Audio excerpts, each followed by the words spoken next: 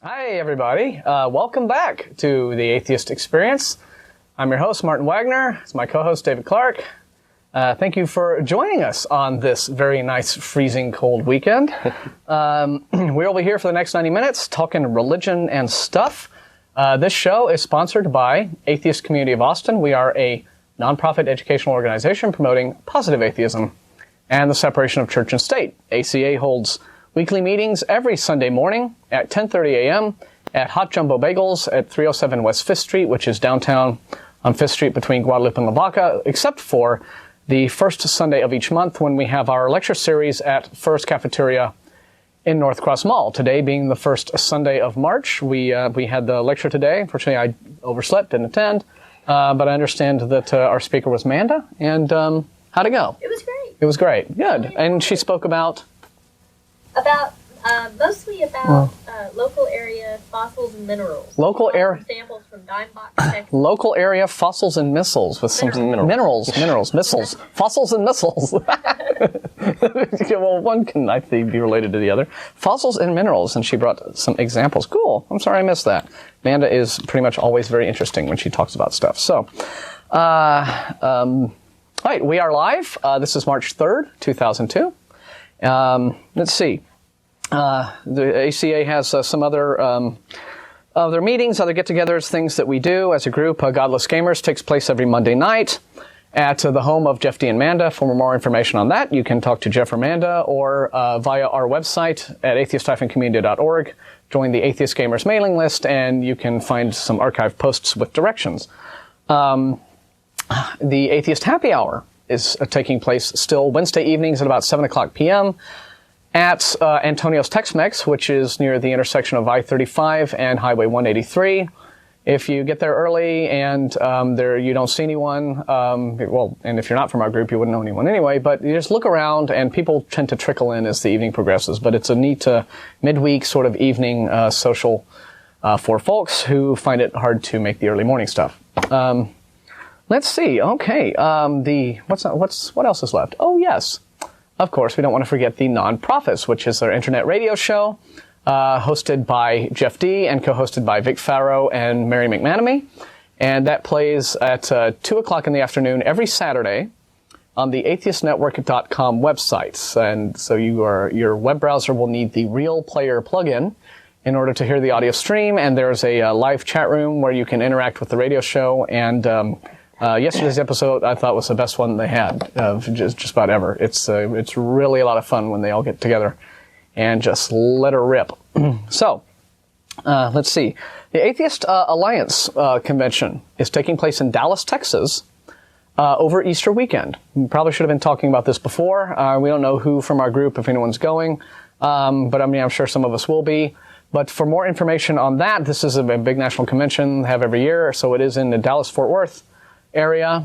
And if you go to the metroplexatheists.org website, you can find more information about the convention, and they have speakers, and it ought to be a lot of fun. I remember being contacted, at least our group was contacted by someone involved with Metroplex, I think Shelley Hatton or somebody involved with Metroplex Atheists, because she wanted us to sponsor a Godless Gamers night at the convention, which I thought was interesting. We're going national. Yeah. It's like, it started out as, Godless Gamers started out as 5 guys in Vic Farrow's apartment, and now it's, so turned into a little institution. So, that's what's happening around here. For more information about us and who we are and what we do and stuff like that, you can visit our lovely website at atheist-community.org, or you can call our voicemail at 371-2911. Steve, let's get those. There we are. Thank you. And so without further ado, let's take it on over to David for what's going on in world news this week. Well, first, just in a personal note, I did not make the FERS meeting this morning because I was busy. I spoke at the 2 morning services, the 9:30 and the 11:15 service for the Live Oak Unitarian Universalist Church this morning. And spoke on the topic of memetics, an idea of propagation, and had an excellent time. I had a great crowd, nice question and answer sessions afterward, and I just had a really fun time. Great. And Now, you've talked to them before. No, I've talked to a different Unitarian church before. Wow, so there's a bunch of them around. Yeah, town. I'm making the Unitarian circuit. But yeah, I had a great time. It was a lot of fun, really good people, and they were real interested in the show. A lot of them didn't know about the show. So, we may have some of those people calling in today. We just may. So, yes, please feel free. That'll be all right. This is a live call-in show. We take calls from folks who want to ask us stuff and challenge us on stuff. Now, if you'll remember, Chuck Freeman, he's the pastor for the Live Oak Unitarian Church. He spoke. I contacted him and invited him to speak at the February 12th Separation of Church and State rally, which January, he did. Yeah, January 12th. Right. Sorry. Separation of Church and State rally. And then he contacted me after the rally and asked if I would speak at his church. And so, we're on loan for each other's organizations, I guess. Sort of tag team. But it was a nice time, and I really enjoyed it. Wow, that's great. That's great. In news, I'd like to hear what you have to say on the mimetics and. Oh well, I can do that someday on the show too. Yeah. We can just go and then we can over discuss that, because I think that's a big thing to do with religion. Yes, and it certainly is. It's fascinating also. Well, let's see here. In a major legal victory on behalf of freedom from coercive religious proselytizing, a judge in Multnomah County, Oregon, has ruled that local schools discriminated against an atheist student by permitting the Boy Scouts of America to recruit in classrooms during regular school hours. The Scouts have been criticized for policies which exclude homosexuals and atheists who cannot honestly swear an oath citing a deity. Portland atheist mom Nancy Powell and her son Remington waged a 4.5-year battle to stop BSA recruiting in Portland schools. 4.5 years. 4.5 years. So that's how well, backed they are. Yes. Her son, now an 11-year-old 6th grade student, was interested in joining the Scouts after a BSA recruiter visited the elementary school. It sounded fun and I wanted to try it, he said. When my mom told me the Boy Scouts don't take our kind, I started crying. I was really sad. So we see, it's what happens when you bring these things into schools with young children. Powell's initial complaints were ignored by state officials. Education Department Superintendent Stan Bunn justified the practice, saying it was the Boy Scouts, not the schools, who discriminated. Powell rightly insisted that the Scouts were, with the collusion of the schools, pitching to a captive audience of students. Judge Ellen Rosenblum agreed and excoriated officials in her ruling. It was an abuse of discretion for the superintendent to find insubstantial evidence based on religion. The evidence of discrimination is sufficient, and it was sufficient before today. This is a huge atheist victory, Powell said. With the new passage of the federal education bill that passed earlier this year, part of that, a rider on that bill said that any schools that did not allow Boy Scouts access to their facilities based on their discrimination against homosexuals would not receive any federal funds. So you have the government advocating discrimination for a private discriminatory organization. Yeah. But the way around that, sexual orientation is not covered by federal discrimination laws, but religion is. So when the Boy Scouts, as happened here, comes in and discriminate against an atheist in the schools, then you can take that route and say, wait a second, you're discriminating against atheists, and that is officially covered under the United States religious federal discrimination policies. Yeah. So it worked in this case. Good.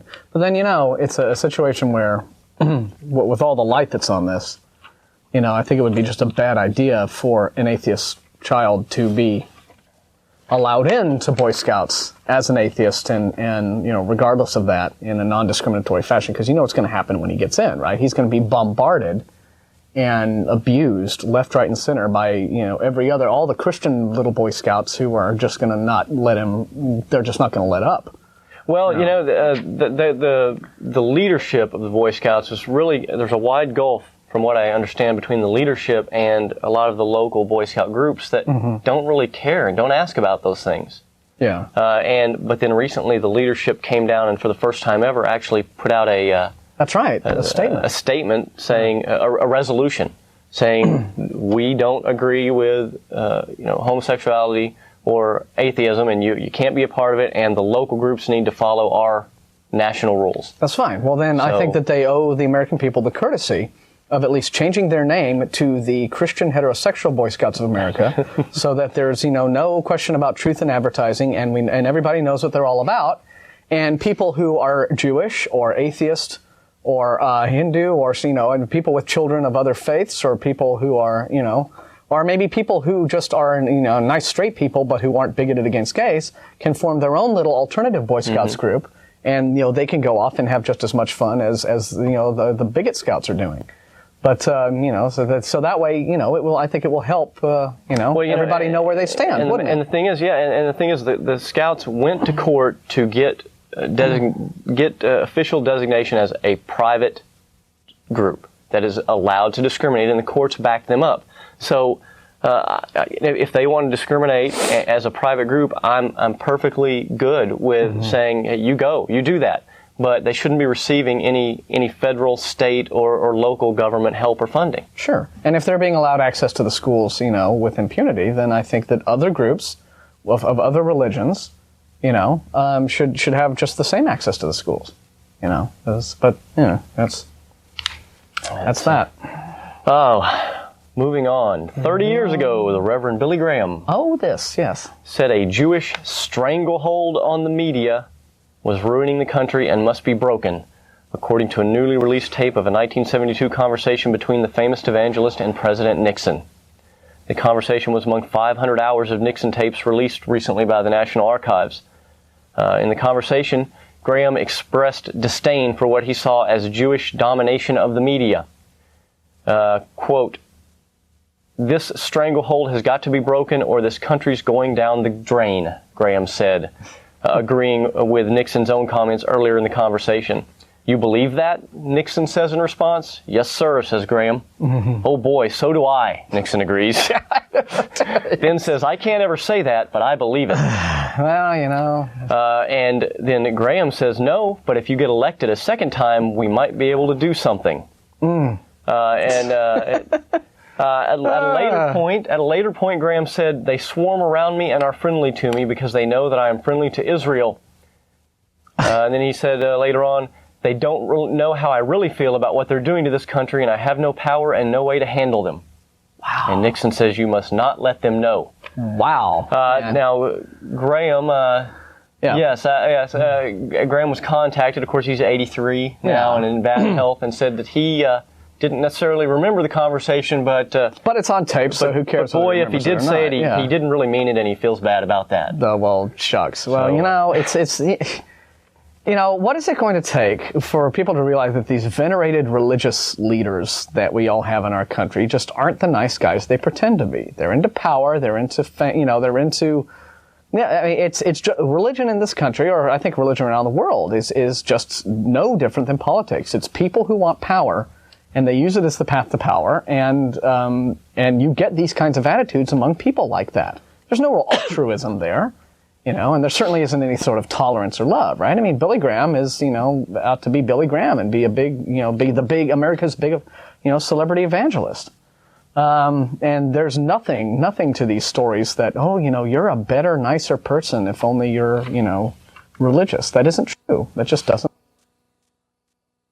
Crazy. Oh, interesting medical news. Yeah.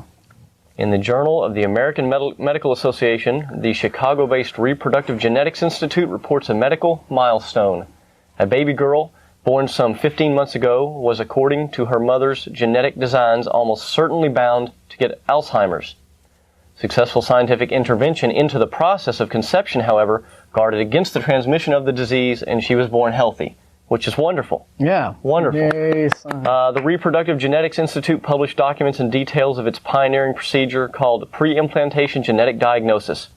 The woman's eggs were collected from her ovaries, fertilized in a laboratory, and subjected to prenatal genetic screening. Mm-hmm. After eliminating all eggs in which the genetic mutation codes of Alzheimer's could be identified, 4 healthy embryos were transferred back to her womb, resulting in the birth of a healthy child. Well, that's great. Yay. I mean... The 33-year-old mother, herself a geneticist, had opted for scientific assistance for the birth of her child since she knew she was carrying a gene of a rare form of Alzheimer's, which usually starts showing symptoms as early as the 30s. She had not shown any symptoms herself, but her father and 2 siblings were suffering from the disease. Now, the part that's not on this news story is that some groups have come out against this. But that boggles my mind. They have, what I understand, they have come out vociferously against this, saying that we're genetic engineering. It's one step closer to. All of this chicken little crap, right? Yes, the sky's falling, and we're going to be creating a new race. The thing is, all these people, right, who are, I think, who was it? I think it was Einstein. This might be a quote from Einstein where he said, "It is those who know little and not those who know a lot who constantly claim that this or that problem will never be solved by science." Okay, and I believe that was And right, as Mary points out in our studio, they've probably never lived with Alzheimer's. They don't know anyone who's lived with Alzheimer's. I have a very good friend who worked in an Alzheimer's care facility here in town, and it's a sad, fate worse than death that you wouldn't want anybody to suffer. But it's crazy. They said the same thing about test tube babies. It's in vitro fertilization, and contraception and what have you. All of these Orwellian predictions of the doom of the world. What would they want? Would they want this kid to have Alzheimer's? Would they want this to happen to this person, to have this terrible tragedy to them? Because somehow that would just be better? It would be a horrible thing, but they wouldn't be, messing with God's will and, dipping into God's handiwork. Yeah. Yes. Well, why they're intelligent? Yeah. Well, get your intelligent designer, aka God, to explain why he would, have genes for Alzheimer's in the first place. And have people suffering from this disease in the first place, and then, and then you can justify complaining that we are interfering with God's plan to give people congenital brain damage. Yeah, I think it's wonderful that they were able to do this. Absolutely, it's a great thing. Absolutely, and I like the fact that scientists are smart enough, really, not to heed this fear mongering by these uneducated morons, and go about doing what they're doing, which is helping humanity. Anyway. Got one more? One more. Yay. Priest sentenced for molestation. This could be one of how many priests in the news lately. Is this guy in Boston or is this elsewhere? Marathon County, Wausau. All right, that sounds, that's not... I don't know, where's Wausau? Washington? We should... I don't know. Okay. A former Wausau we're collectively stupid on the subject of Wausau. We'll spend a year and a half... Oh, Wisconsin. There it is, right at the top. Yeah, all right. At the top. Sounded, There we go. A former Wausau, Wisconsin priest... We're tired, folks. It's been a long weekend. Will spend a year and a half in jail for molesting and exposing himself to teenage boys under his care. Wow. The Reverend Timothy E. Svee, 39... pleaded guilty Monday in Marathon County Circuit Court to second-degree sexual assault of a child under age 16 and 5 counts of exposing himself to a child. He also pleaded guilty to Monroe County charges of false imprisonment and exposing himself to a child. The charges from the 2 counties were consolidated and filed in Marathon County. The victims were boys as young as 15 years old who had volunteered for mission work with the Institute of Christ the King, a non-diocesan international religious group based in Florence, Italy.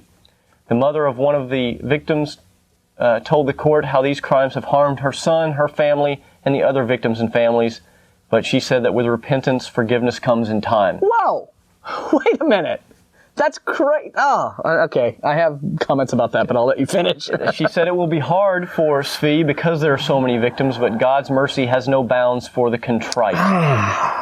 The abuse began in 1998 while Svee headed the mission group in Monroe County and continued when he and the volunteers moved the group to St. Mary's Catholic Church in Wausau in April 1999.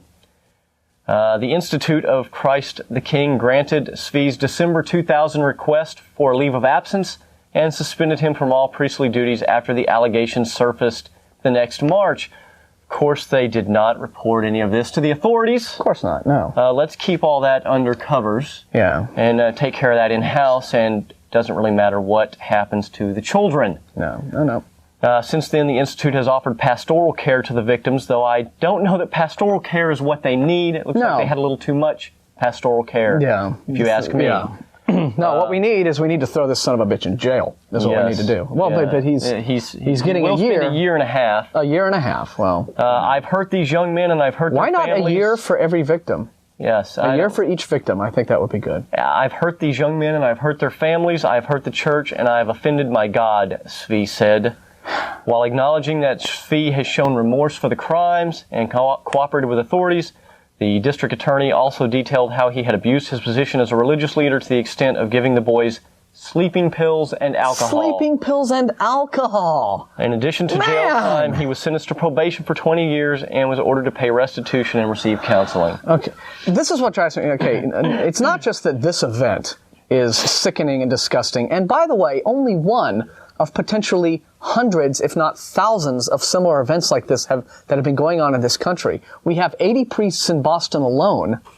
And I've heard estimates of potential victims. There's more than that. Potentially several thousand priests across America could very well be guilty of this to some degree. And I've heard victim estimates as high as 1 million, in terms of the children.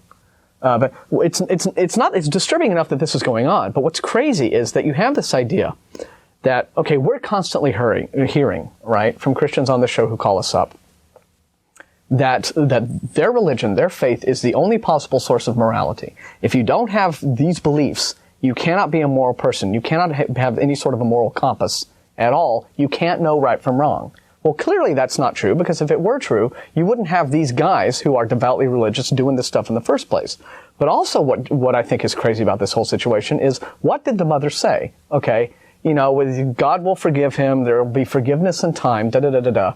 Look, I'm sorry. How can you have... Okay, I understand if, the parents or the individual people, right, maybe decide that for their own mental health or state of mind, if it gives them closure and a feeling of satisfaction to be magnanimous and forgive something as sick as this, okay, that's their prerogative. But what you have implicit in the belief system is just this whole thing that if you can repent and be forgiven. And there's no real accountability. In the Christian belief system. It doesn't matter really what terrible, horrible thing you do. There's this easy out. I mean, you can pretty much be forgiven for anything, and even the worst, most horrible person, can get to heaven if only he prays and confesses in his heart and da-da-da-da. It's not. Now, on the one hand, okay, you can argue that's maybe, but that's a fair thing, I mean, it gives you the chance to rehabilitate and get better and da-da-da-da. And you could say that's a positive aspect of the Christian faith. But I think, actually, what it really turns out to be, in the long run, is more of a negative, because what you have are these people who take this very pious attitude, and they use the religion to essentially justify or get around, doing the things that they already feel like doing. And if they're caught at it, committing these horrible crimes, they just say something like, well, I know that God will forgive me, and that just sort of makes it all okay. Because, God pretty much being all in their heads anyway, right? If they decide for themselves, well, I molested all these kids, but God forgave me, and I prayed a lot, and he forgave me, and so, I'm so happy about that. And then it's like, they can go off, do it again, and then just tell themselves that God's forgiven them again, and they can just do that, and it can be a recurring pattern, and so there's no real accountability, I mean, there's no holding somebody to something they did and saying, this is bad. Well, and specifically with this, there's obviously there's a lot of problems with the Catholic Church right now, and there's definitely no accountability, because what we're finding out is that as soon as these allegations surface, the priests are being shuttled from one church to another and leaving a trail of victims across the United States. Definitely no accountability. And then the people that are knowingly sending these priests out. As far as I'm concerned, they should be charged with the exact same crime, like molestation, as the priest. Accessory. They're an accessory. They helped. They helped facilitate this. Yeah, and it didn't take. Wasn't there just a thing passed? I think at least in Boston. I don't know if now they're required to report this. I believe so. It took a law, yes, to get this to do what any moral being would do. Yeah, just a basic sense of responsibility. Something's happened. I better call the cops, right? I mean, you don't hide these things and say, okay, I mean, the minute you're concealing criminal activity, that makes you an accessory. Horrible, awful, terrible. So that's news, eh? That is neato. News. Okay, well, folks, the phone number to call us up live is 477-2288. We'll be here until 6 p.m. I just wanted to, I'd like to talk about a couple of things. Wait a minute. I know what I know what I was going to do. Addressing a little old business from last week's show while we're waiting for the calls. Oh, and there they are. While we're waiting for the calls to kind of rack up. All right. Boy, I say. We had a caller at the tail end of last week's show who brought up basically this question of like definitions, like belief and disbelief, and I was forced to race through a reply to this guy because it was like literally the last 30 seconds of the show. And, that left me with a feeling of not being satisfied because, you don't, on the one hand, you can't not answer these questions because you don't want to seem like you can't answer the question, but at the same time, but I had to race through it all. And on the one hand, this is a caller that I kind of came down on, hard, because we've heard from him before. And so I have a little experience with this caller. He calls us up, he misquotes us, puts words in our mouth, and all in an effort to sort of misrepresent what we're saying. But he did ask one question that I thought was, had a little bit of merit. And it was one that I had to answer quickly, but I've given it a little more thought during the week. And that is, okay, we're defining atheism as, you don't believe in a God if you're an atheist. And his question was, well, isn't it just the same thing? When you say you don't believe in a God, isn't that just the same thing as saying you believe there is no God? And I thought about this pretty much all throughout the week, back and forth going on it. And in principle, I could say no very easily. Believing that something isn't true does not automatically translate to you believe the opposite is true as a positive statement. All you're doing is you're responding to a claim that's been made to you. And this the first matter that, of course, you have to take into account is the whole question of burden of proof and who bears that. The burden of proof for a positive claim always rests upon the person making that claim. We've said that time and time again. You can't, for one thing, just as a basic tenet of logic, you don't go around trying to prove negatives. Okay, you can't do that. So, if somebody wants to come up and tell us, such and such a thing exists, well, fine, we'll sit back there and we'll say, well, please prove it to us, show me your evidence. And if they don't do that, if they don't succeed in doing that, then you're not under any obligation to, you can just shrug your shoulders and say, well, sorry, dude, just don't believe you. You can go about your life, right? And you're under no obligation. There's really no need to go any further than that. But to then, so I think that, sure, you could probably, if you looked around, find plenty of atheists who express their atheism as though it were some sort of positive belief, like, I believe there's no God. Right. I say, though, that that's not really necessary. It's redundant. You're taking on more responsibility than you should really have to take. If somebody hasn't given you a good reason to believe in a claim, then you can freely decide you don't believe in it, and that's not an act of faith on your part. That's just you exercising common sense, This guy tells me that he has elves in his yard, and he can't give me any evidence, so why should I believe he has elves in his yard? I don't believe he does have elves in his yard, There's no need for you to go around and say, I believe that there are no elves, and then that puts you in the position of having to dig up his whole yard. In the effort of proving, there's no little, elf warrens underground, but you haven't dug deep enough. You should go down 20, 30, 1,000 feet. It's silly. It's enough to just say, don't believe this stuff. And you can continue giving me evidence if you like, and I'll see what it is. So it doesn't automatically, though, translate. When you say you don't believe a thing, it's not the same thing as saying, oh, I believe the opposite thing, or no, I believe that there is no such a thing as you say. You don't have to go that far. It's enough. When you realize that you're not the one who bears burden of proof, you can just sit back and be kind of the innocent spectator in all this. So, but it was an interesting question, and it's a deliberate point of confusion that I think some Christians want to bring up. Maybe they have a genuine failure to understand the distinction, or they don't see that the distinction's there. But in the case of our particular caller, I think this is a guy who is out there actively trying to characterize atheism as if it were just this other religion apart from Christianity, and then it gets to just be sort of an appeal to popularity. Right. It's like, well, ours is a better religion, so just join ours. And it's like, no, I mean, for one thing, we have on our website, by the way, we have a really informative fact page, FAQ, our little fact page. If you go to atheist-community.org and click FAQ, well, we deal with a lot of these questions, and we deal with the difference between atheism and agnosticism, and we give the dictionary definition of religion to show what makes atheism and theism not a religion as opposed to established religions like Christianity and Islam and what have you. So we deal with these things. It's, that's one of those generic questions that we get every week. So if you're thinking about calling us up, hey, check the fact page first, because we may have already addressed your point. But we've got the callers all lined up, so let's talk to Chris on line 1 and see what he has to say about all this. Chris? Yes, sir. Hi, you're on the air. Oh, cool. Okay, so Steve, let's get a little more volume on Chris there. Hi, can you hear me? Yeah, we can hear you just fine. How's it going? Great, it's going well. I was watching your show just a couple minutes ago, and you were talking about the idea of forgiveness, and I thought you guys brought up an incredible point. Accountability is huge. And I appreciate your all's viewpoint with the idea that a person just can't go on, basically get a sin-for-free card, I guess, if you will. Yeah. But it turns out, though, that I'm a Christian, and I think that you guys, like I said, brought up an excellent point. But I wanted to pose an idea to you, if it's okay. Sure. The idea that God doesn't let anybody get away with anything in terms of sweeping stuff under the rug. Turns out, in the Christian idea, that all the bad stuff, all the punishment, went on Jesus. So it didn't get swept under the rug, it just got paid for. But the thing is, we're still dealing with molested children here. Granted. I mean, a bad event still occurred. And here's the problem that I have with that point of view. Well, first off, I'll just take it in stages. Okay, the first one is the omniscience of God, which I think most Christians agree with. And it seems to me that any being who knows that evil, nasty events are going to occur in advance and does nothing to prevent them bears a degree of responsibility. I mean, our own laws hold that idea to be true.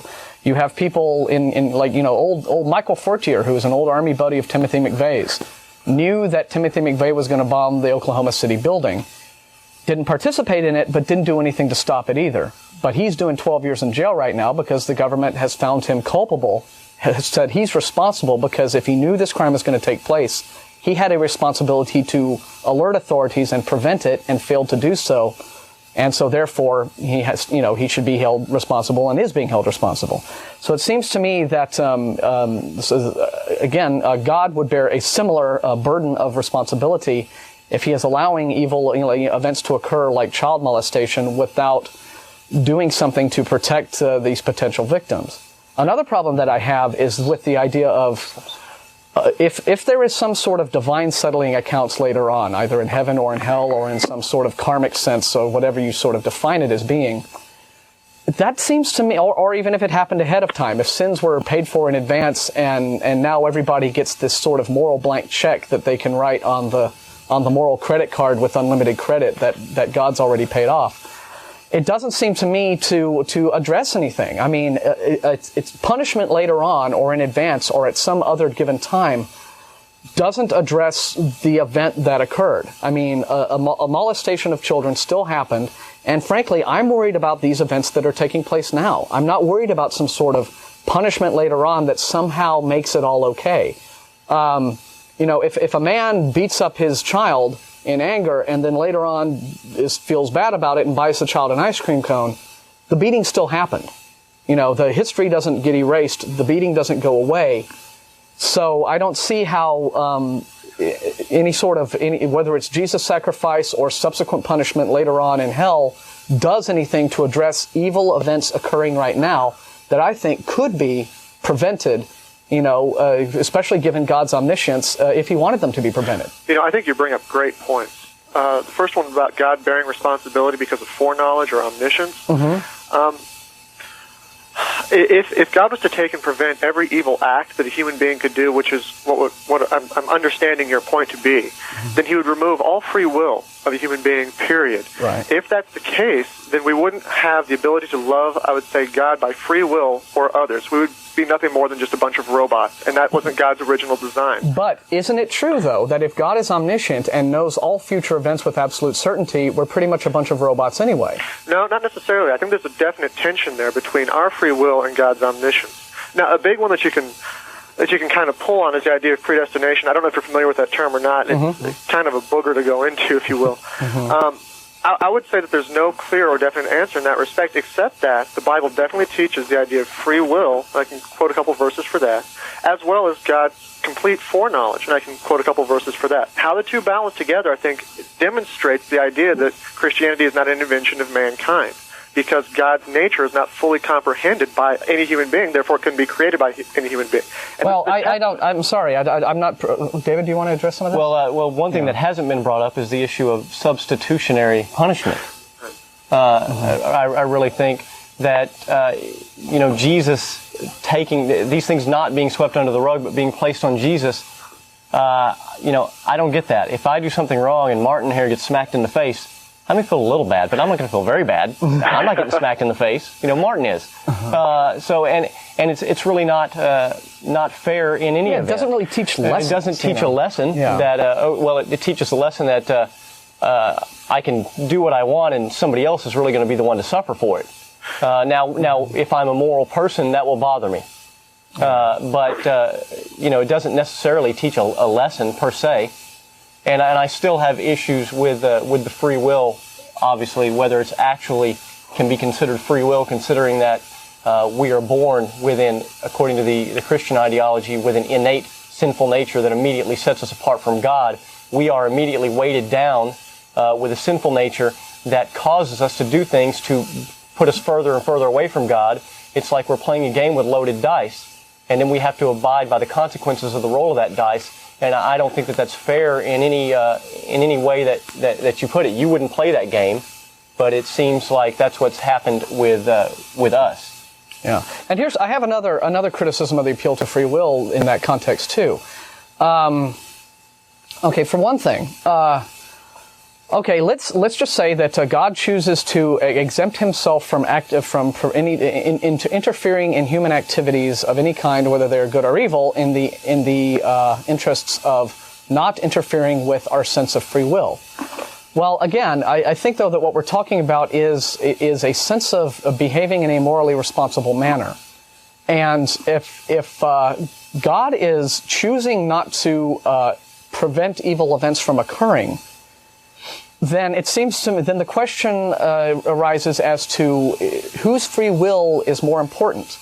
I mean, if you have a case like the September 11th attacks, or if you have a case of a child being molested by someone he trusts, particularly a priest or a family member or something like that, well, it seems you have two people or two groups of people. You have the victimizer, whose free will is saying, I want to do this thing because for whatever reason, I think I can get away with it, or it's not, or they justify it to themselves somehow. That's what their free will is telling them. On the other hand, you have the victim whose free will, I guess if anyone cared to ask them, would be, gee, I just don't feel like being blown up by a hijacker today, or I don't feel like being sexually molested today. That's my free will. So you have two groups of people here, each of whom has some sort of free will. And yet, if someone is observing, like God, is observing this situation from afar and choosing not to interfere, though he knows exactly what's going to take place, then the argument can be made that God is, in a sense, favoring the free will of the evildoers over that of their victims. He's choosing not to participate, and in abstaining from behaving in a morally responsible manner to prevent the evil event from occurring, he is, in effect, favoring one person's free will, i.e. the attacker, over the victim's free will, and therefore, again, cannot avoid responsibility or culpability. Well, I guess I definitely see your point, and I think you make another good point. I guess where I would disagree with that is the idea that God has decisively dealt with each person's actions. As you've pointed out, judgment will take place, whether in the future, now, past, whatever. The judgment is going to take place either on the molester or whoever else. Now, the thing is, But what about the child who's being molested now? Granted. What about the people who are having planes crashed into them right now? There seems to be an ability to prevent these events from occurring, and that to me is more important than, look, if just as a morally responsible person, if I had some sort of if I intercepted an email, or if I got some kind of win, or if I overheard a conversation that some big crime was going to take place, that some guy was going to blow up a building or something, whether I took it seriously or not, I'm going to do everything I can to, I'm going to call the FBI, the police, the Army, the Navy, the Marines, the Pentagon, the White House. I'm going to do everything I can. Hey, I heard that this might be going on. You ought to look into it. I'd be doing what I could to prevent that act. I'm sure you would. David would. I'm sure most responsible citizens would. It's an act of moral responsibility that, if an evil event is going to occur, you should interfere with that person's free will, I think. Doesn't that seem to be right? Sure, if you place God under the confines of time, which is what the language that you're using implies. Now, hold on just a second. Okay. You keep on talking about if this is going to happen, why can't God prevent it? I would submit to you that God doesn't view history in a single event after event. He views it as a complete timeline. So he knows it's going to happen from beginning to end. Does that exempt anybody? No. What it does do is it allows him to express his whole entire plan, which is the redemption of all of mankind.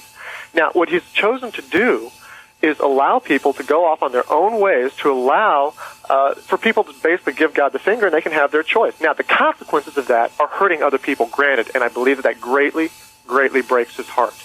But what's... okay, now hold on. Okay, I'm sorry. That's okay. That's all right. What I find is so amazing about Christianity is that this God who is so completely holy and perfect and has every right to condemn every last person to incredible suffering because of what they've done, has... Wait, every person? Every person. Every person? Hold on. Oh, okay. And has the right to condemn every person because of actions that he or she has committed, has chosen to suffer in their place. Now, the reason why I say every person... Now, we're talking about two separate issues. We went from free will, and then we talked about propitiation. And it's one at a time. Okay. Well, we are going to need to go on to the next caller, so I do want to respond to you. So let's... I'll let you go ahead and finish your point, and then we'll respond. Okay. The idea of transferring of accounts, I think, it's kind of difficult to explain, but I would say this, that there's still a loving God who has who's chosen to suffer in our place, and that to me is incredibly attractive to him. What I find is the necessity for transferring of accounts is that you're right. It seems like if I take and smack your host in the face, then I myself should be punished. There's nothing that I myself, in and of my own work, should be able to do to wipe out this debt. That would never fly in any court. I could say I killed somebody, I go up to the judge, I say I baked an old lady 1,000 cakes, let me off. That doesn't work. Okay, all right. Just for the sake of time, I want to go ahead and start responding to you right now. Sure. And then we'll go ahead and cut it off. And if you want to call us back next week, please do. But David, did you want to respond to something like that? Because I got a bunch of stuff to say. Okay. Well, first of all, I disagree with your premise that everybody deserves eternal suffering and torment. I just disagree with that implicitly. I don't deserve that. And I don't recognize God's right to make me suffer. I'm an individual human being, and I have my own morals, and I live in a society and try to make society better, and I implicitly deny that God has a power over me or has a right to have power over me to cause me to suffer and that I deserve it. I think that is a defeatist, life-taking attitude, and I think it's a horrible attitude. I think it's damaging. And secondly, I don't think God suffered. If you want to say that Jesus dying on the cross, being dead and rising 3 days later is suffering, what is 3 days of death to an immortal, eternal being? It's nothing. It's nothing. It's as you say, God is not on a timeline. So what you've got there, it's a blink. It was done. Jesus was on the cross, knowing he was going to die also because he was God, knowing he's going to be there 3 days later, raising up, and then ultimately being in heaven, ruling over everything, using the earth as his footstool. I don't see suffering. Yeah. Again, I would have to concur with David that I just don't accept your premises. I think that they are just nonsensical at best and really crazy at worst. I mean, the whole idea that the reason that evil is not dealt with or prevented or in some case corrected before it can occur and before it has an opportunity to harm lots of people is the reason God doesn't do this is because he's already suffered, and even if things still go on that are bad and that hurt people, it really, really breaks his heart. But he doesn't want to interfere because he's this timeless, eternal being, and somehow that there's already a grand plan. I mean, it seems that you're just piling justifications and justifications on top one of another to sort of skirt away from what is a very, very salient point, which is, it seems to me that if there's this being and he really loves me, and it breaks his heart, the idea that bad things would happen to me or my fellow man or other people, then he just wouldn't let them happen. And just to sign off, I want to ask you, I do want to ask one last question, and then, by all means, please call us back next week if you want to continue this. And that is, let's say, do you imagine that would you say that there is free will in heaven? Yes and no. Yes and no. Right, okay, what do I mean by that? I think that we have the freedom to worship God. I think that the idea of us rebelling of God is not going to exist anymore. So in one sense, we can choose to worship God. So, in other words, can you have free will in a circumstance like heaven where no one yet chooses to do evil? Where no one yet chooses to do evil. Where if no one, does heaven have free will? Do the angels and the people in heaven and the souls in heaven, are they capable of exercising free will? I know that at one point in time they did. I think that once a Christian is there, the answer will be no, because they'll be eternally secured with God. Yeah.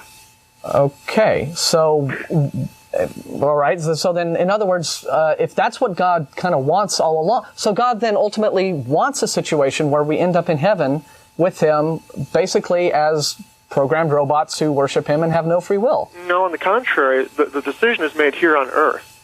That is to say that we can choose to spend eternity with God, or we can choose to spend eternity away with God. The end of that choosing time occurs at death.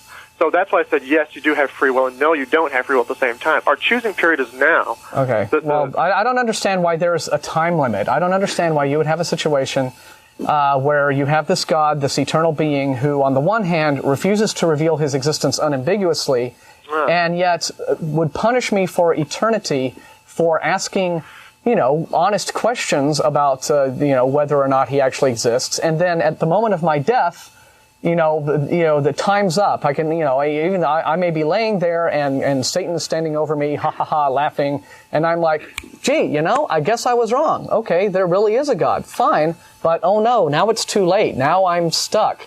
Why is there this time limit? Again, I'm just saying that your premises make no sense to us, and they sound to us to just be contradictory and illogical and an exercise in just justifying and justifying and justifying. But we appreciate your call, and maybe you can chew on it some of this during the week and then call us back and straighten us out next Sunday. Yeah, and I really appreciate you giving me the time. Sure. Thank you. Take care. Bye. Sorry, I think supposedly people say, when you get to heaven, you're going to be like, wow, you're not going to want to do anything but be right there for the rest of eternity praising God, because you're going to really understand the full glory of God. And to that I say, Satan was a pretty big dude in heaven. He was up there, saw the glory of God, as did the other angels, and yet Satan was able to talk a third of all heaven into rebelling. Yeah. So that tells me there's some serious internal problems, I think. Right. Well, again, it just makes no sense. I mean, you can't. If you either have divine omniscience or you have human free will, you don't have both. Okay. And again, was that Chris? That was Chris. That was Chris, who is, certainly very earnest and serious in his beliefs. But I see he just doesn't see what the internal contradictions are, and why it simply doesn't make any sense. You don't and this whole idea of a God whose heart is broken every time terrible tragedies happen, when He could very easily go ahead and do something about it, but for some reason, these horrible events must occur and people must die and be maimed and mutilated because there is some grand plan and it'll all sort of work out in the end, doesn't do anything to address the fact that you're going to have now these victims of these child molestations who will be psychologically scarred forever, for life, because of this event, okay? I'd love to see somebody explain to them how the mental torture they're going to continue to have through adulthood and old age, is part of some great plan that they should be glad they're part of. It's berserk. But again, subsequent punishments don't do anything, and particularly transferred punishments do nothing. Yeah. Do nothing. Okay, as you pointed out, if somebody I knew was in court on trial for his life for some horrible capital crime, and he's convicted, and then I'm sitting in the back of the courtroom going, Judge, I'll go ahead and be executed in place of my friend because I love him so much. Nobody would consider that just. They would think I was a lunatic. It just, again, makes no sense. Oh, well, I know. They're just shoving it in. Folks, we're here to talk. David is on line 2. He's been holding very patiently for a long time. Let's see what he has to say. David? Yeah, hi there. Hey, thanks for holding. What can we do for you? No problem. A little lighter note here. There's a movie playing. It's on the 9th, which I think is a Saturday next week. It's loosely on the peripherals of South by Southwest. It's about a strong, proactive Jesus. It's Jesus Christ Vampire Hunter. Oh, I've heard of that. Yes. Yeah. Jesus Christ, Vampire Hunter. Oh yeah, they've. I saw a T-shirt on a website where they had a nice cross, the power of Christ impaled at the bottom. And actually, the one shot the one bit that I really liked in From Dusk Till Dawn, when Harvey Keitel had the pump shotgun, and he would shoot the vampires with it and then hold it up and pump it and with the stick across it, broom handle, so it's a cross when he's pumping it, and then he fires, and then he gets a cross, and then he fires. So that was Jesus Christ Vampire Hunter. Yeah, well, if they can if they can get away with Jesus Christ Superstar, I think Jesus Christ Vampire Hunter. That sounds like a good addition to my video library right there. Yeah. It's going to be pretty cheesy because it's also got Santos the wrestler in it. Oh wow! Wait, is this like an older movie or a new? No, movie? this is new, but they have something that used to be Zombie by Zombie West, and they got sued over that one. So now they just call it Zombie Dance. Okay. And it's at Beerland, and I think it's Saturday at 9 o'clock. Okay. And they've got a whole roster of things, but one of them is Jesus Christ Vampire Hunter. Excellent. Well, that does sound like there may be an ACA trip out to that just to have some fun. We, because there used to be, the reason I asked you that was because there was, like, I think back in the 50s and 60s, there was this weird little genre in Mexico. Oh, yeah, the Mexican wrestler movies. Mm-hmm. And they would do things like, they'd have these, the main character would be like Mexican wrestler, and it would be kind of like this superhero movie where he'd go out and fight, monsters and mummies and vampires and demons and Santos and the Aztec demons, and there were some others. Mm-hmm. But yeah, this is the last year at Zombie Fest, Zombie Dance. They had a Santos movie, Santos, and these something Amazon mummy women. But, it's real low budget, real cheesy, but wow. Should be some good humor going on in the background to maybe lighten things up. That does, yeah. That's we certainly do. Thanks enjoy for letting that. us know that. Yeah. All right, have a good day. That is great. Yeah, thank you.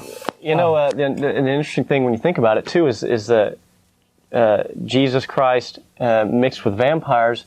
When you think of one of the main tenets of the Christian religion is the whole concept of communion and drinking the blood. Drinking the blood, yeah. So I see a little bit, vampires in there, but so I don't know. It's like, I got a few angry phone calls about that. Yeah, well, that could, we can only watch Life of Brian so many times. Yeah, right? that's true. Maybe we need a break. Let the movie freshen up, and we'll get a party going to see a little something else. We tried Left Behind, and that just left us in pain. So we should. Maybe Jesus Christ Vampire Hunter ought to do the trick. I want to know: does he? I want to see the costume. I mean, does he look exactly like Jesus as we're familiar with seeing him from all the representations, or is he? Does. Oh, he does. So going around kicking vampire ass in the robes. Because I was wondering if you had like Jesus, but if you had him in this sort of like Victorian outfit, like Dr. Van Helsing. So you had this sort of cross-pollination of genres. That would be very cool. All right. Well, Ray is on 3. See what Ray has to say. Hello, Ray? Hey, guys. Hey, thanks for holding. I have a question that I've been wanting to ask for a while, and I hate to put a damper on everybody's beliefs of the afterlife, but hypothetically speaking, okay, somebody dies of a disease, okay, and they're frozen. Say 50 or 100 years from now, well, say they're dead. They're clinically dead, and they are dead. Okay, they're frozen. Their soul or whatever goes to heaven or hell or wherever it's supposed to go. But 50 or 100 years from now, that person's revived in the future, and we know that this technology is coming. Well, what happens to their soul? Did it come back into their body, or what? I mean, come on, people. No, I think that they would walk the land without a soul, and I think you can see that in Pat Robertson today. Yes. But you understand my meaning Yeah, here? we do. It's like people think logically.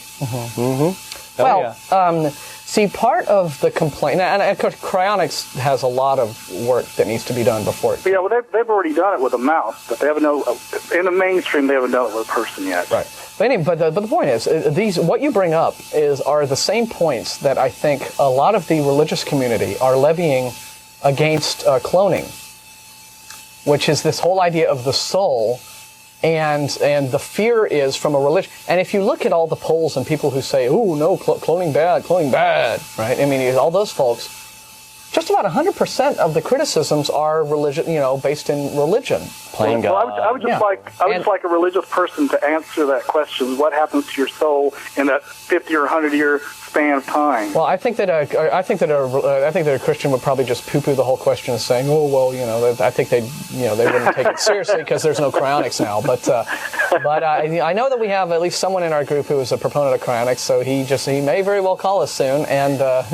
Well, I hope and address that point of view. But you're right. But it's the same criticism against cloning, which is that the Christians are afraid that if we have all these clones walking around, right, like out of some music video, they're going to be these horrible soulless people because only God can, infuse you with the soul.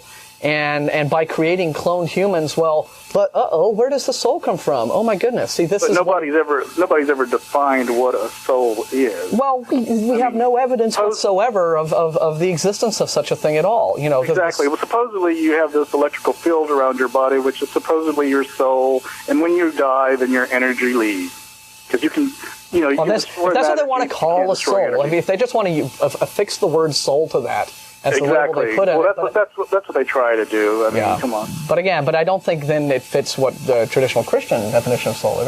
I mean, when you were in your training in the religious university, I mean, were conversations about the soul? There was really no good definition of a soul. Well, I kind of think that's a stumper, and I would really like somebody to answer that question. All right. Well, we're going to throw open the phone lines then to that, and we'll see what they have to say to you. Thank you. But we appreciate hearing from you. Kind of fun. Let's see. We'll just talk to Scott on one very quickly. Hello, Scott. Hey, how's it going? We're good. What's up with you? Yeah, is that true that Osama bin Laden fucked your mom in the ass, you cocksucking faggot? Yeah, you must have learned that in Sunday school. All right. Let's see. Let's talk to Jeff on 2. Hi, guys. I don't know if you can follow that call up, Jeff. Yeah, I'd just like to thank that fellow for being a prankster that you can hang up on immediately so I could get my chance. Yeah, right. This has been a wonderful show. You guys are doing a great job today. Thank you. In response to the last guy's question, now, Martin, I know you and I have both worked in the field of comic books. Mm-hmm. One idea that I was developing, which never actually became a comic book, but was an idea I had before I had thought about these things very deeply, and I'm like an 18-year-old comic book artist, was the idea of a superhero story where the superhero is this soulless zombie reanimated by evil scientists, and his soul comes back from heaven to kind of like watch his body crash around and destroy things, and try to be like his conscience. So you have this like evil killer robot that becomes a good superhero because his soul that can't actually come back into his body because he's still dead is like advising him invisibly. So would that be what happens if you're cryonically revived? I have no clue. I mean, since I don't believe in souls at this point, having actually now had a chance to think about it. I have no clue what the implication would be. It would seem to me that if you revived somebody after their soul was gone, that their soul would just be gone, right? And you would have a zombie if that's the way things worked.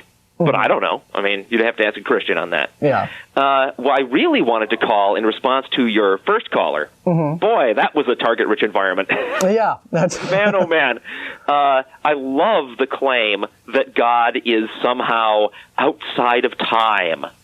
That's like their big excuse for everything. Yeah, but I mean, that allows them to exempt God from any of the rules that we down here are supposed to have to follow. I got 3 things to say about that. All right. First of all, if there is a vantage point from which everything that any of us ever does can be looked at like a comic book, right? It's all already there. You can page forward and page back, and it never changes. It's all laid out like a script, set in stone, a particular way. If that is the case, then we have no free will. Then there's no such thing. The only way it is possible to conceive of people having free will is if we really have choices. But if there's a vantage point from which you can see us just doing exactly what we're going to do and nothing else, then there's no free will. It's impossible. Christians will try to argue with that by claiming, well, God doesn't interfere. He doesn't make you do those things. Doesn't matter. does not matter whether he interferes or not. If we are just following along a script that God can look at, we have no free will. Yeah. That's the first thing. Second thing is having that kind of vantage point and having the power to change stuff if you wanted is like being an author, right? If you're writing a book or making a film, right, and there's a sequence of events, and you are in control of what those sequence of events are if you want to be, and you see things not coming out the way you want them, then you change it, right? You have that power. Mm-hmm. So to say that that this is all according to God's plan is to say that God wanted the recently convicted priest in Boston to stick his hand down that kid's pants.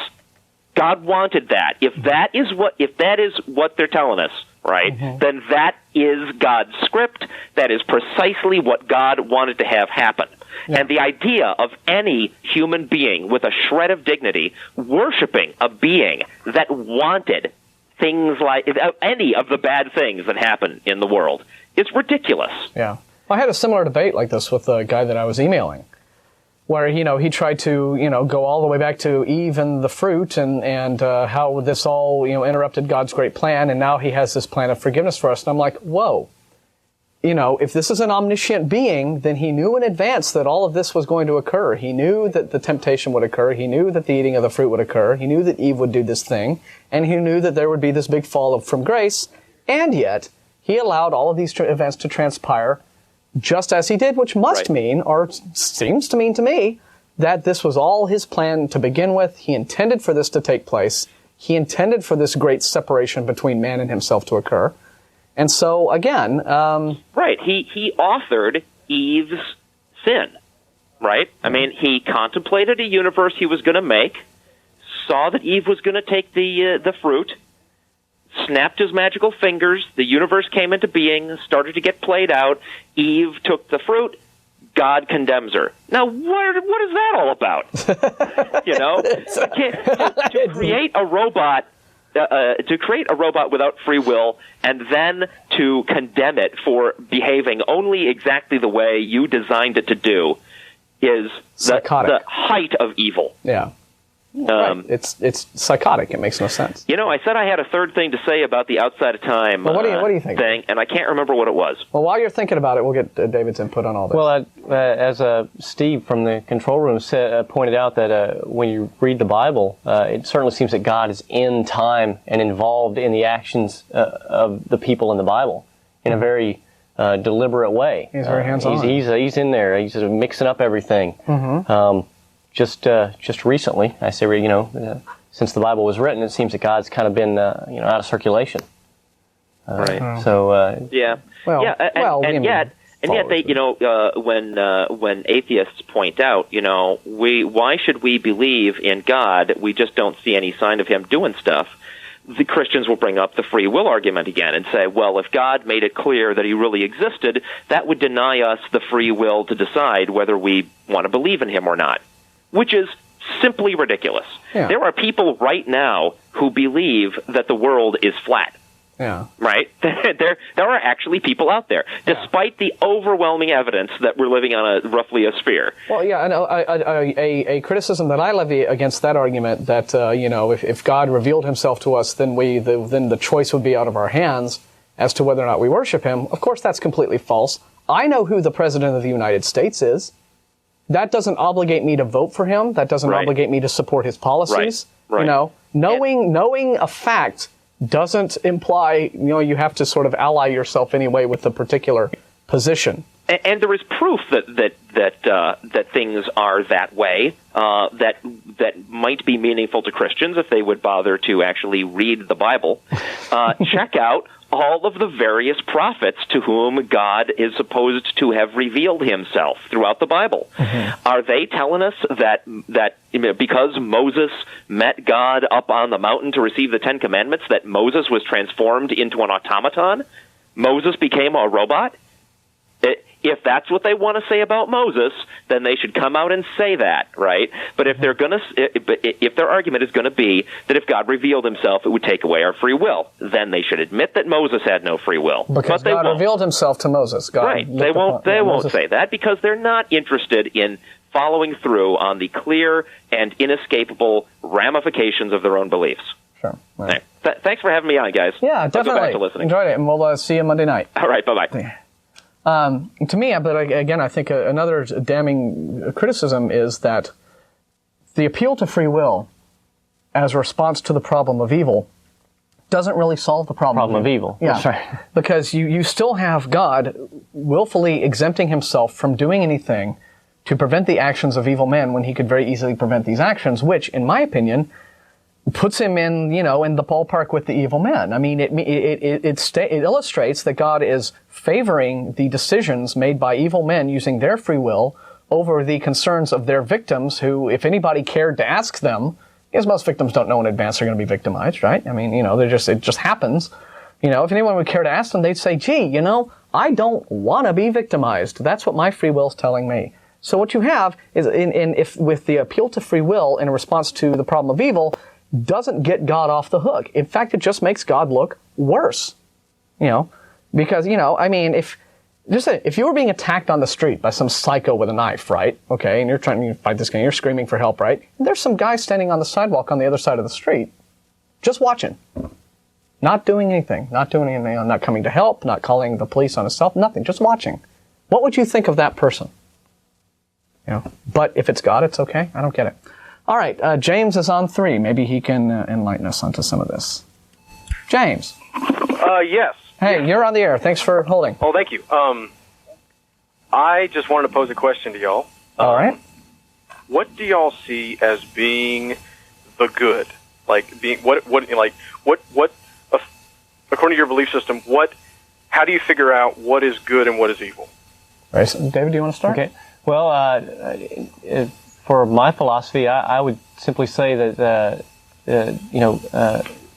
try to do no harm to others and live your life in a manner in which you don't do any unnecessary harm to anyone else. And I think that if it's very simple, we live in a society and we want the benefits of the society. And as a result of that, we understand that there are certain things we don't do to people because we don't want them to do the same things to us.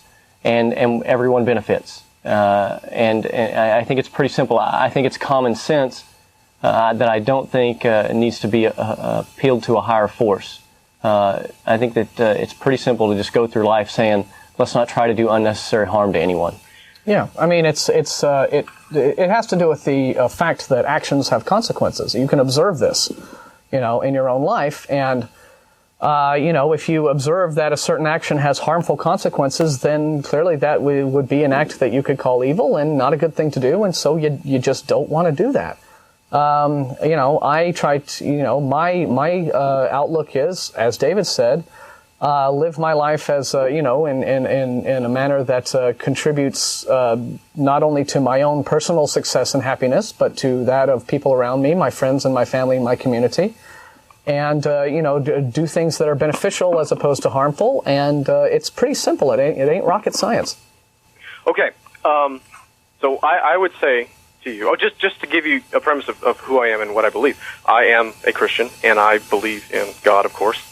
And I would also ask you, what if I disagree with you in what you just said, that the good is doing good things to people, not harming people? What if I disagree with you in that, and I believe, according to my belief system, that going out and raping and pillaging and murdering is the good? What authority do you have as a human being? Of course, you all are human and I'm human, we're equal. What authority do you have to say to me that I'm wrong in doing that? Well, again, we have our consensus as being people who live in a society. People don't live in a vacuum. We are a social species, and this was figured out thousands of years ago. In order to live together and succeed together, what you have is you have a situation in which the consensus is that the principles that we need to live by in order to make our society succeed and thrive are ones in which non-harmful actions are preferable to harmful actions. Now, it just so happens that we do have the kinds of people you're talking about. We do have the kinds of people out there in the world who think that it's a good idea to go around and hurt people and break things and do bad stuff and commit violent antisocial acts. We call those people criminals, and we put them in prison when they do those things. We say, hey, person who thinks that you can just go around doing really bad stuff because that's good, you're hurting other people, and so we're going to put you in prison. And we have the authority to do that as people living together in a society with one another who want to survive. So that this is what happens to people who think the way that you say some people might think, is they end up in jail or they end up dead, but they get their freedom taken away and they are looked upon as pariahs. And so I think that there's a consensus as to what the good behaviors are and what the bad behaviors are, and most people who aren't criminals will follow what the good behaviors are. Okay, so I would say that I have to disagree with you on your notion of a consensus. Because what if in a society there is a consensus that slavery is okay? To take a class of people and say, okay, you guys are going to be treated as non-humans and we're going to enslave you. Why would that be wrong if there is a consensus among, 99% of the population believes that black people or white people or Asian people are non-humans or less than humans? Why is that wrong? Why is that evil? Well, perhaps at a given time, and I'll let you answer this too, David, but there was a given time when certain ideas that we have now, right, were not the norm. And there are times in the past when, in fact, you're right. You're quite right. There were times in the past when it was considered socially acceptable for human beings to own slaves. In fact, one of those times would have been biblical times. Both Jesus and Paul make no condemnation of slavery in their own writings. In fact, according to Paul, the greatest aspiration for a slave is not to gain his own freedom, but simply to win his master's favor. You're right. There were times in the past when slavery was considered acceptable. I'll grant that. But, it's an ongoing process. Things change, times change. We now have, as briefly as 50 years ago, racist ideas today that we would consider racist and sexist were not necessarily considered morally inappropriate. I think that what happens is you get certain trends in society and in culture where you do have, for example, maybe a majority viewpoint that seems fair to the majority, but there is a minority who does not have as prominent or as strong a voice to express themselves in the context of that society. So they don't have the opportunity to make it known, hey, this is bad for us. You can't have this consensus here because this might be good for you, but it's not so good for us. Now, as times change, as you have people like the abolitionists, and you have Martin Luther King, and you have the suffragettes, and you finally have people who just take the incentive to make those kinds of positive changes in their society. I mean, before women were allowed to vote, it never really occurred to anyone, because you had this predominantly patriarchal, male-dominated society. Women not voting is a real problem. It just didn't occur to them because it wasn't bothering them. They were in the majority. And back then, you didn't have the outlets now that minority groups of people might have in order to voice their grievances. But today you do. So things do change, and who's to say that 100 years from now, there may not be some sort of idea that we hold today in the year 2002 that the people of 2102 think are deplorable. So there is that. But it's interesting that you point that out, because I think that very question you ask punctures a hole in an idea that a lot of Christians hold dear, or at least we've heard them when they call us on this show, which is that of moral absolutes. Yes. I mean, there is a problem there, because, I don't see how you could define anything as being this inviolable moral absolute when you do have situations, and whether you're just talking about a particular time in a culture's history, or whether you're talking about a very specific situation in which, a particular decision that might be morally acceptable in one circumstance simply isn't in the second circumstance. Okay. But I would say to you is that, in my belief system, I would say that there is a higher authority above all of us who has established what is right and what is wrong. And it doesn't matter what the polls say. It doesn't matter what popular opinion says. Slavery is wrong always. Murder and rape is wrong always. It doesn't matter what people think or feel or believe. And so, are you saying that absolutes can change? No, I'm saying that there aren't any absolutes. Okay, is that an absolute? That there are no absolutes? I got you. I got you. No, you've got me on a word game is what you've got me on. However, I'd like to get you on the fact that there's a higher being that says that slavery or a higher authority is always wrong, murder is always wrong, and rape is always wrong, because there are quite a few instances of those in the Bible being condoned or directly participated in by, as a Christian, I assume, your higher being. Yeah, I mean, there are passages in the Old Testament in which God is essentially telling, his fighters, his warriors, go into this town and kill everybody, but keep the young women for yourselves. There is all sorts of murder and death and killing advocated by God in the Old Testament. You have God here in the 2 Kings chapter 2, verses 23 to 24, who arranges for a couple of bears to massacre a group of children. 42 children. 42 children, because, all they did was they made fun of the prophet Elijah's bald head. So if it's a moral absolute to say that that's wrong, well, then you have God here violating the moral absolutes set up by his own higher authority. And people tout the Ten Commandments, thou shalt not kill. That was given to Moses in specific tribe. And if you read the rest of the Bible around Exodus, where the Ten Commandments were given, it's quite obvious that commandment really meant thou shalt not kill other Hebrews, but by all means kill other nomadic warring tribes that are all around us. It was not a blanket moral absolute statement. It said basically don't kill your own, but the actions by people that were ordered by God, or what they did that God condoned, show that this killing was certainly not a blanket statement. Do not kill. Killing was favored and ordered multiple times by God, as long as they weren't Hebrews, as long as they weren't the same tribe. Yeah. But anyway, this little word game that you're trying to play with us doesn't hold, because to say that there are no moral absolutes is not itself a moral absolute. But you just established an absolute when you said that. But I wasn't stating a moral absolute. I was simply stating what I perceive to be a fact. Okay. Not a moral question. It just seems to me to be a question of, what sort of state exists. Do we have a state in which morality is absolute and there are these inviolable rules that you must follow, or can moral standards change given either time or given a circumstance? So so I was making a statement whether it was an absolute, which maybe it was, but I think that it was a statement of fact, not a statement of a moral judgment. So and another thing that I think would be kind of an internal thing for you to think about, if you think that your God provides these moral absolutes, if just kind of as a mental exercise, if you were to find out tomorrow, beyond a shadow of a doubt, that there was no God whatsoever, would you then start killing, raping, and stealing? Yes.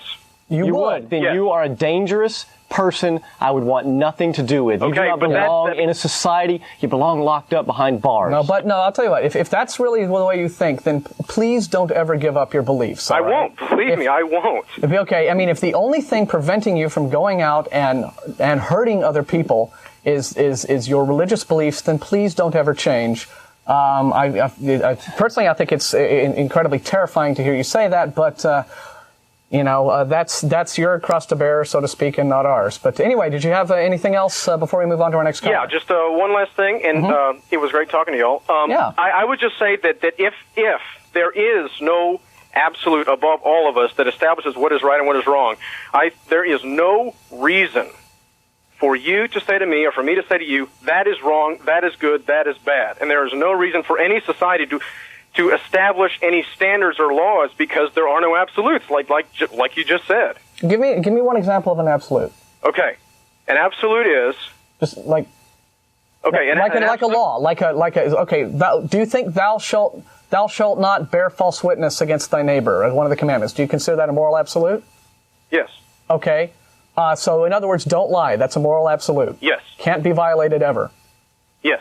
Okay. If I were part of the American military in Afghanistan and my helicopter was shot down by Al-Qaeda and I were captured and they were demanding to know American military secrets, gun emplacements, our plans, where George Bush was going to be so that they could drop an anthrax bomb on him, I would lie to them. I would wrong? not answer the questions is what I would do. I would refuse to answer the questions. That's not lying. I know it's easy for me to say that, but that is what you would do. They put a gun to your head, they cock the hammer back, they say, tell us now or you die in 2 seconds. Yes, I would be silent. Okay, so you go ahead and choose death. Sure. But, you're not telling the truth. I mean, you're not telling them anything. I'm refusing to answer the question. Okay, but again, but I'm saying, okay, so thou shalt not kill. Is that a moral absolute? Thou shalt not murder. Yes, thou shalt not murder. Thou shalt not go out into the street and murder someone for their wallet. That is an absolute. That is wrong. Well, but thou shalt not kill, I think, is what the commandment says. Wait, could you say that again? I think the commandment is thou shalt not kill. But when you translate it into the Hebrew actually meant murder. Like killing is not necessarily always wrong. Like if I kill someone in self-defense, I mean, we would all. So did God kill those 42 children in self-defense when He sent the bears to maul them to death? I guess so, because they were making. I'm sure they were threatening God in a big way. Yeah. Okay, I am no authority on the Bible. I would just challenge you not to say if you're no authority on the Bible, don't tell me that the God of the Bible makes all moral absolutes, because you need to know the horrible things that the God of the Bible has condoned and ordered before you can tell me about my morality, or that I have no right to even talk about morality. Okay, I am not telling you that you are wrong. I'm not telling you that because what I believe you are right or you are wrong and what you believe. What I am saying is there is a higher being that has established what's right and what is right and what is wrong. That is what our authority is. And I didn't create these absolutes, and you didn't create these absolutes. But if there are no absolutes, there is no reason for you to stop me from raping and pillaging, because there are no absolutes. No, there are principles, and again... And who establishes those principles? Do you? Look, dude, it's like, look, use your eyes. Actions have consequences. That's right. You can see these things happen, and your entire belief system basically says this, that people are just really, really stupid, and they can't just look at a situation and think and figure out for themselves, that's a bad thing. No, we have to have this little invisible man whispering in our ears every time we see a building crashed into by a plane, saying, there, you see? Now that was bad. Okay. That is basically what your whole belief system says, is that people are too stupid to think for themselves. It's a very misanthropic and dehumanizing belief system. And it shows a great deal of disrespect for just human dignity, I think. Anyway, I do acknowledge. Anyway, we're out of time. We got to go on to the next guy. We got guys holding on the line. Please call us back sometime. Good talking to you. Take care. Well, wow. The big problem here. He said he was a Christian. He believed that there was a higher authority. It's safe to assume he believes the God of the Bible is that higher authority that makes moral absolutes. And yet when you question him, tell me about some of these moral absolutes that were apparently violated by the God of your Bible. I'm no Bible authority. But yet he's consistently and factually making the claim that the God of the Bible is making these moral absolutes. Right. You need to start from the beginning of your argument.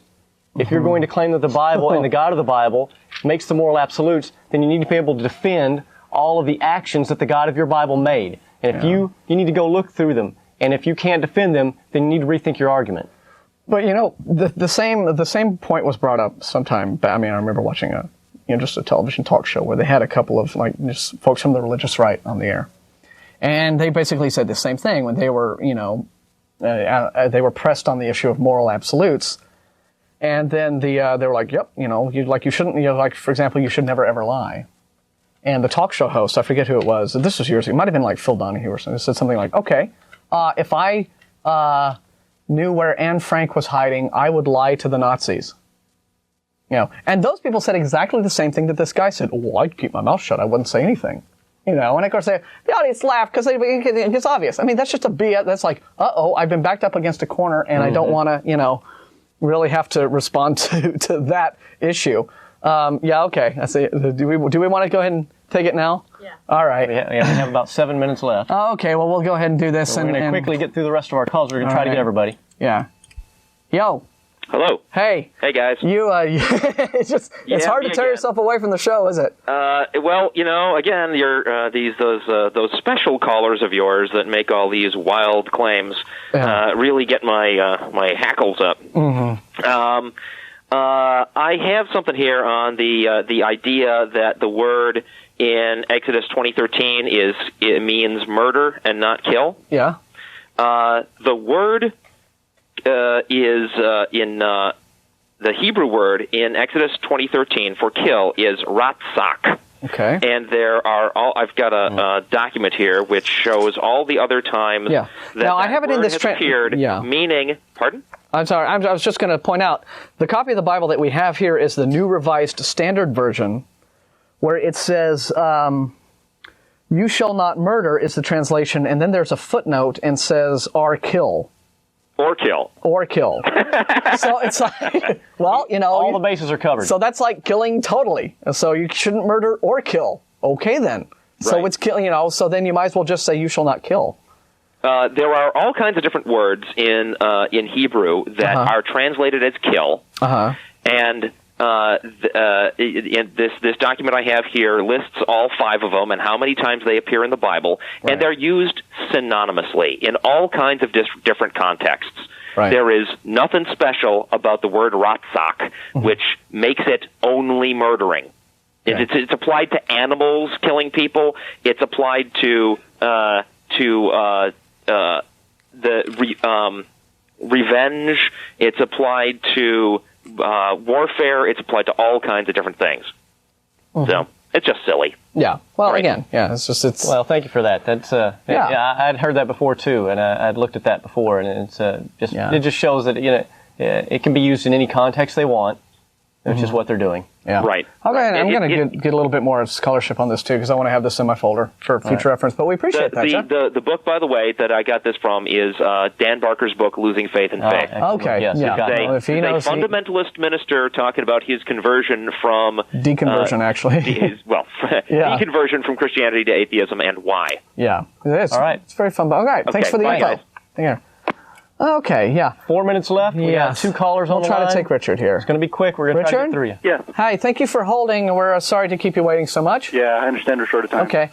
So what can we do for you? Well, I wanted to correct a misconception about reconciliation in the Catholic Church. The way you were speaking about it, it almost sounded like reconciliation is supposed to be in place of other consequences in the world, and that's really not very accurate. Yeah. Okay, just to point out, I don't think we were so much talking about that in the context of like reconciliation in the Catholic Church as vis-a-vis like the rules that the Catholic Church and the Vatican has within the Catholic Church. I was talking in general about what seems to be the approach of the belief system, which and maybe more from a Protestant perspective because that is my background. But that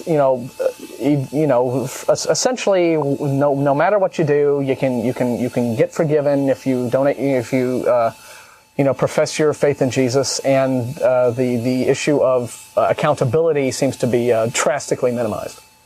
So I was trying to refer to the belief system as in toto, as rather than like a rule that the Catholic Church might have for its clergy. I have to admit, not being Catholic, I don't know what those are. Yeah. So I'm sorry if I gave you a misunderstanding there. Yeah, well, and unfortunately there are plenty of Christian people out there and Catholics too that do seem to understand things that way, and that's really kind of a sad thing. And I point out, right, that just because these events are occurring, right, I'm sure that there are millions and millions of Catholics around America and the world who absolutely deplore this. I mean, it is horrible, right? It's just, I want to make that clear because there's always the misconception that, when we report on these horrible, priest incidents or what have you, or some sort of bad thing that a clergyman does, where we're using that as an excuse to say, oh, there, you see, all these Catholics are bad. Not trying to make a generalization with that. Sure. Well, I mean, it is a widespread misunderstanding of what confession and reconciliation is in the Catholic Church, that it's some kind of get-out-of-jail-free card. And I just wanted to point out that it is a misconception, and if unfortunately people who go to confession are probably the least likely to need confession. Well, actually, we're running out of time, but it'd be interesting if you want to call back next week and expand on that for us. I'd give it a shot. We'd like to hear that. Yeah, very much so. Thanks for calling. Thanks a lot for your input, and you take care. Thanks. I'm going to have to apologize to Jerry on line 2. I'm afraid that we're just down to our last 60 seconds, and we don't have time to take your call. I apologize for that, but please call us next week. Try to call us very early in the program, and I will get to you early on if I possibly can. Try to get you on first if we can. Yeah, definitely.